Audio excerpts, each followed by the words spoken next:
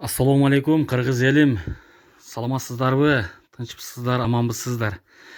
Эсен аман үйгө жетип алдыңыздарбы? Бул эмне деген шумдук болуп атат? Текебаев эмне деп атат бул Теке?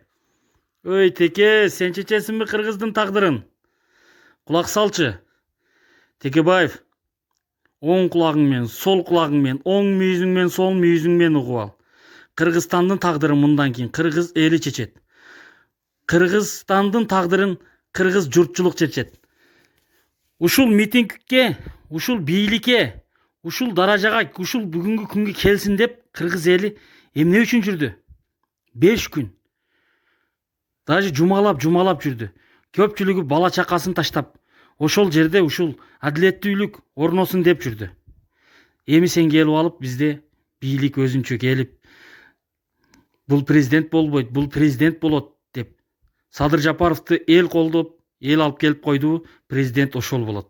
Сен кимсиң? 30 жылдан бери жеп, ичип жүргөн бир текесиң сен.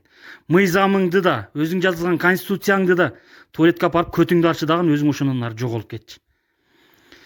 Ушунча эл азыр кыжыры кайнап турган убагы. Дагы бир жолу көтөрүлүп барчу болсо, точно сени мүйүзүң сынат. Теке, өз сыйың менен жоголуп кет. Келбей экинчи бийликке карап баспа. Эл сенен тажады. 30 жылдан бери жеп бүттүң. Кыргыздын канын ичкен сенсиң. Сенин мыйзамың менен ушундай акыбалга келип жүрөбүз. Мындан кийин мыйзамды дагы, конституцияны дагы эл жазат. Эгерде элге каршы чыксаң, сенин да акыбалыңды ушул күндөр сени да күтөт. Ошол үчүн жакшысы кет. Каяктан келдиң сен? Жок элең го. Да түлкүдөй болуп митинг болуп атканда жаттың го ошол жерде үйүңдө.